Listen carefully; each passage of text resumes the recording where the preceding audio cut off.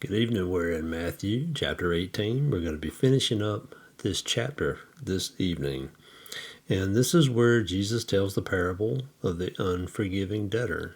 This is very good information. He teaches us how to and how we ought to forgive others. Let's get into it. Starting with verse 21.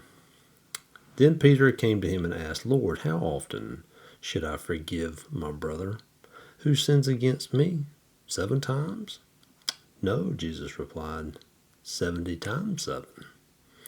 For this reason, the kingdom of heaven can be compared to a king who decides to bring his accounts up to date with servants who had borrowed money from him. In the process, one of his debtors was brought in who owed him 10,000 talents. That's a lot of money in today's dollars. He couldn't pay, so the king ordered that he, his wife, his children, and everything he had be sold to pay the debt. But the man fell down before the king and begged him, "O sir, be patient with me, and I will pay it all." Then the king was filled with pity for him, and he released him and forgave his debt. But when the man left the king, he went to a fellow servant who owed him 100 denarii, and that's a whole lot less than what he owed the king. He grabbed him by the throat and demanded instant payment. His fellow servant fell down before him and begged him for a little more time. "Be patient, I will pay," he pleaded. But his creditor wouldn't wait. He had the man arrested and jailed until the debt could be paid in full. When some of the other servants saw this, they were very upset.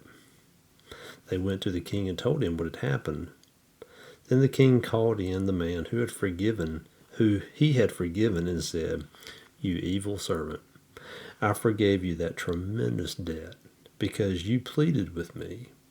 Shouldn't you have had mercy on your fellow servant, just as I had mercy on you?"